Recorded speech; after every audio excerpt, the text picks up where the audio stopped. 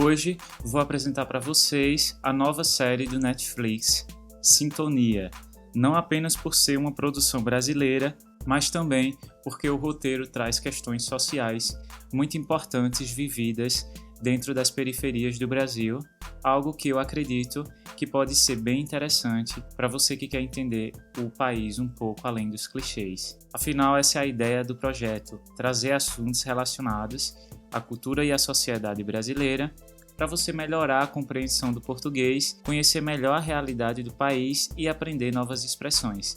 Eu sou o Lene e esse é o 4º episódio do Fala Gringo, o seu podcast de português brasileiro.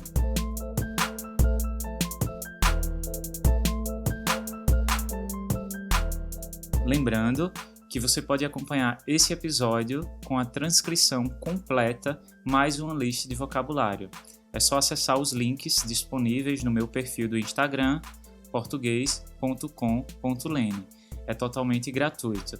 Não esqueça também de assinar o podcast na plataforma que você está ouvindo para não perder os próximos episódios. Antes de começar, como de costume, eu quero agradecer todo mundo que acompanhou os últimos episódios e os recados que vocês têm enviado. Hoje, em vez de ler, eu quero compartilhar um áudio da Carmen Tissot. Olá, Lene. Eu escutei seu podcast. É perfeito para mim. Estou estudando português sozinha e já tenho um nível de compreensão bastante avançada. Tenho que treinar um pouco, ainda muito para falar. E muito obrigada pela mensagem que você mandou no grupo Learn Brazilian Português. E aí que eu achei seu podcast. Carmen, muito obrigado. Eu já aprendi muito com podcasts de língua, então saber que estou contribuindo de alguma forma com o aprendizado de outras pessoas no mundo me deixa bem feliz, principalmente por estar transmitindo uma língua que eu amo. Se você que está me ouvindo, assim como a Carmen, quer enviar uma mensagem também, pode escrever um comentário na página da transcrição ou pelo Instagram, repito, português.com.lene. Lá você também encontra dicas mais práticas de vocabulário e expressões em português brasileiro. Agora, chega de enrolação. Vamos ao assunto do dia.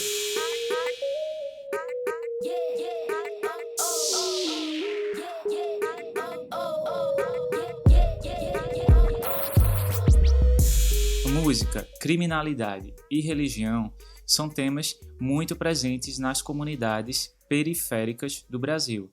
Por isso, achei legal trazer esse assunto para vocês. Ao perceber como esses temas são tratados no seriado Sintonia, eu pensei que seria uma ótima oportunidade de falar deles com uma abordagem mais leve, sem que ficasse tão sério. Falando em seriados, eu não posso dizer que sou um viciado em séries. Eu tenho amigos que fazem maratonas, assistem vários episódios de uma só vez, mas comigo isso nunca funciona, porque passar muito tempo em frente à TV me deixa um pouco entediado. Mesmo os filmes, se passam de 2h30, eu já começo a ficar inquieto no cinema. Assistir a série Sintonia não foi exatamente um sacrifício, porque a temporada tem apenas 6 episódios de 40 minutos cada, e eu vi com calma durante a semana. A série é fruto de uma parceria entre a Netflix e o Condzilla, quer dizer, resultado de uma parceria entre Netflix e Condzilla. Se você gosta do funk brasileiro, é muito provável que conheça este nome, Condzilla. O nome é artístico de Conrad Santos, o dono do maior canal de música no YouTube na América Latina, e também o produtor dos clipes de funk de maior sucesso. Sintonia se passa numa favela inspirada nas comunidades periféricas de São Paulo e, para mim, isso já é um ótimo ponto, porque a periferia de São Paulo dificilmente é mostrada em produções nacionais, reforçando a ideia de que São Paulo é apenas essa grande selva de pedra, com arranha-céus, monumentos, parques e a agitação cultural de uma metrópole.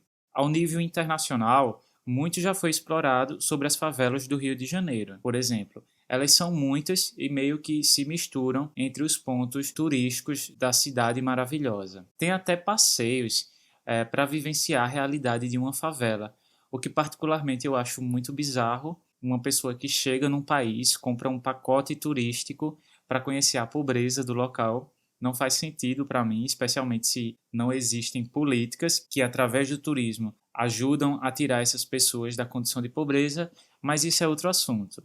Sintonia é contada a partir do ponto de vista de 3 jovens amigos que moram no mesmo local e se conhecem desde que eram crianças. São eles Doni, Rita e Nando. Cada um dos 3 está tentando vencer na vida de formas diferentes. Vencer na vida é uma expressão muito comum no Brasil. Usamos para falar de sucesso, tanto para o sucesso pessoal quanto para o sucesso profissional. Falando em sucesso, o sonho de Doni, nosso primeiro personagem, é ser um cantor famoso, um cantor de funk. Para isso, além de lidar com as dificuldades que todo artista no início de carreira passa, Doni também vai ter que enfrentar as cobranças dos pais, um casal de evangélicos que não acredita na carreira profissional do filho dentro da música. É isso que você quer pra sua vida?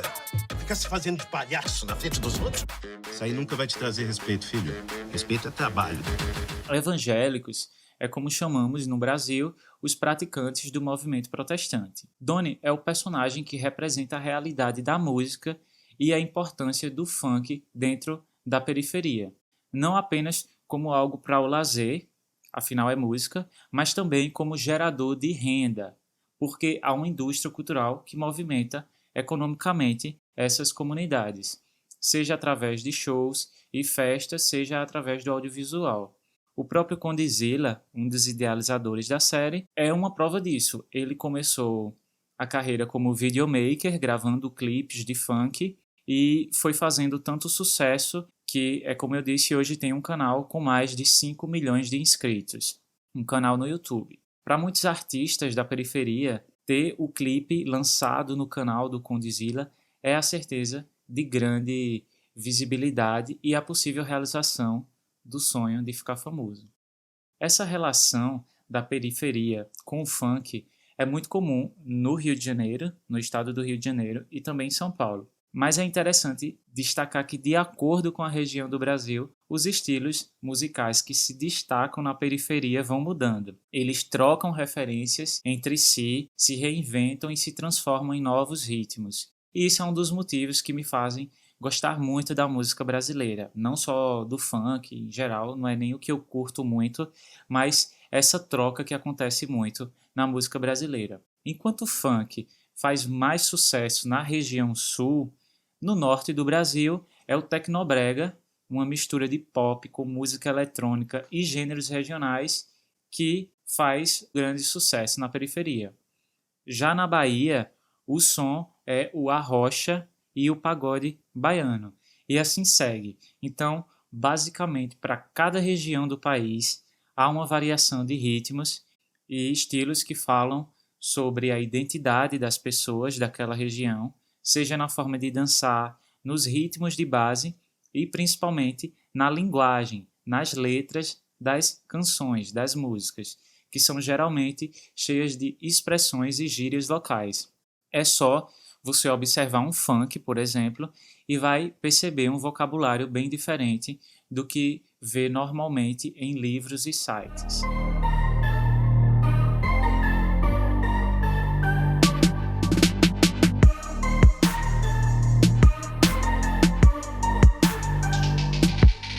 A segunda protagonista da série é a Rita, uma jovem que vive sozinha na comunidade porque o pai foi embora e a mãe faleceu, quer dizer, morreu.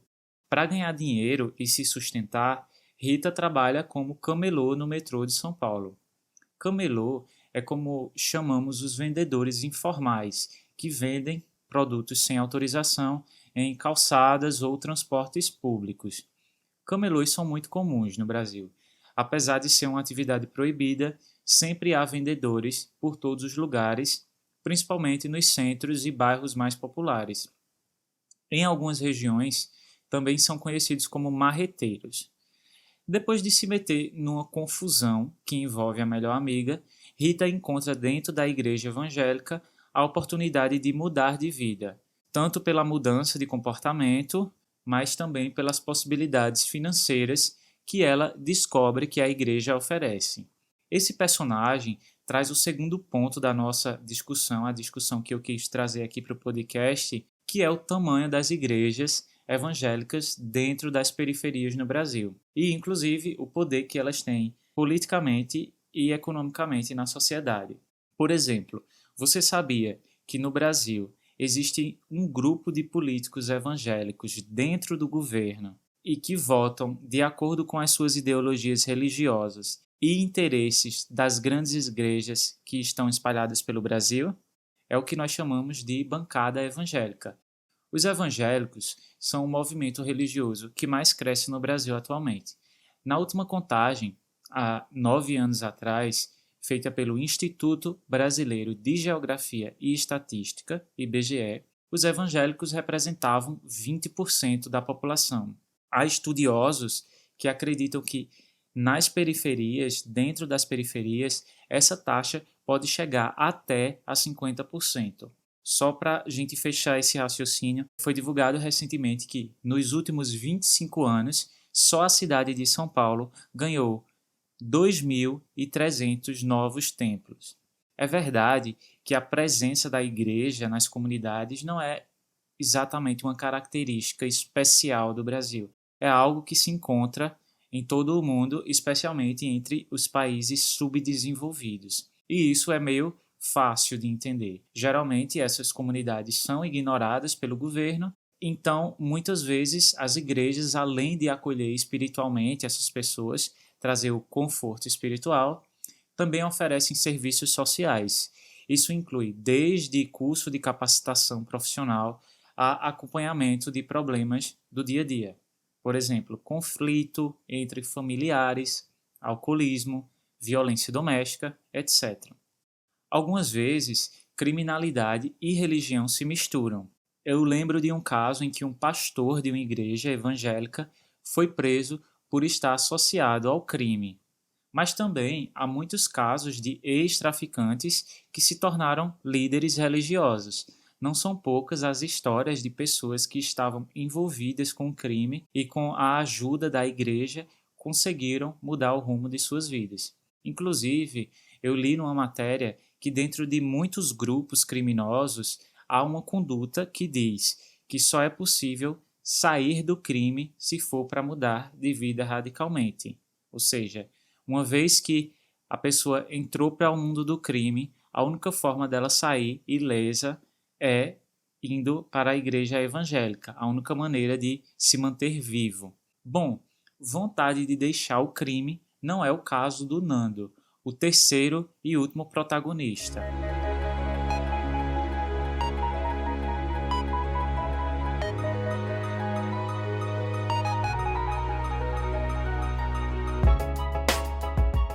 Nando tem apenas 18 anos, uma mulher e um filho para sustentar. Ele está envolvido com o tráfico de drogas e tem o objetivo de crescer dentro do grupo criminoso, porque imagina que apenas assim pode garantir melhores condições de vida para a família. A concepção desse personagem tem tudo para parecer um clichê dos muitos retratados nos filmes, se não fosse o percurso que acompanhamos o Nando fazer. Todas as suas escolhas, muitas vezes até a falta delas, que colocam o personagem em situações de muita tensão. É como se ele fosse uma bomba prestes a explodir. A relação dos três amigos na série é muito importante também para provocar comparações. Donnie quer ser cantor, tem emprego na loja dos pais, o apoio nos estudos, uma casa mais confortável, enfim, o mínimo de assistência e condições sociais que os outros personagens não têm.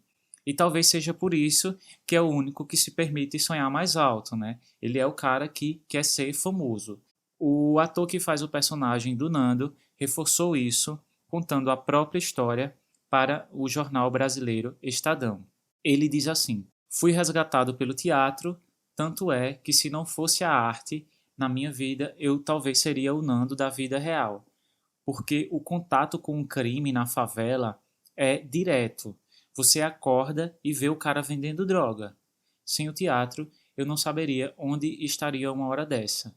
Tive amigos que não tiveram boas oportunidades como eu e, infelizmente, foram para o mundo do crime, para outros caminhos. Falando em transformar a vida através da arte, a série acertou muito no elenco. Além de os 3 personagens não serem muito conhecidos pelo público, o que deixou a produção ainda com uma cara mais real, os atores que fazem papéis de traficantes são detentos, quer dizer, presos que foram formados numa escola de teatro dentro de um presídio paulistano. Tem uma cena que eles falam com tantas gírias do crime que até mesmo para nós brasileiros é complicado de entender. E aí eu entro no último ponto que eu quero abordar. Sintonia não é a melhor série para aprender o português brasileiro, mas é uma ótima série para aprender sobre o português brasileiro. Entender como ele pode variar e nem precisa viajar muito. Basta se deslocar dentro de uma cidade grande, por exemplo. Além do ponto da língua, eu volto a reforçar também os temas sociais. Racismo, corrupção policial, ligação de igrejas evangélicas com o tráfico, violência contra a mulher e muitos outros temas. A forma natural como cada personagem vive mundos tão diferentes dentro do mesmo ambiente, da mesma comunidade, é a grande sacada de Sintonia. Mostra como a periferia do Brasil é isolada da sociedade como um todo, mesmo que ela esteja ali, no meio da cidade, entre um bairro burguês e outro. Lugares esquecidos pelo governo que muitas vezes funcionam com as suas próprias regras.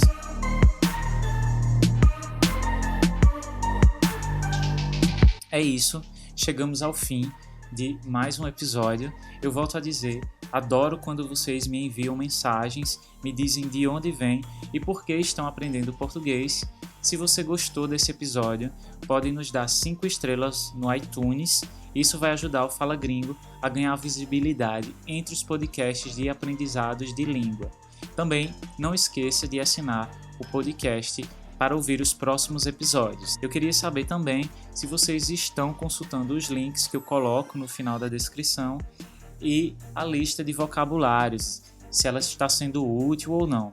Enfim, mandem suas sugestões, todas elas são bem-vindas. Esse foi o 4º episódio do Fala Gringo, o seu podcast de português brasileiro. Até o próximo, muito obrigado pela companhia.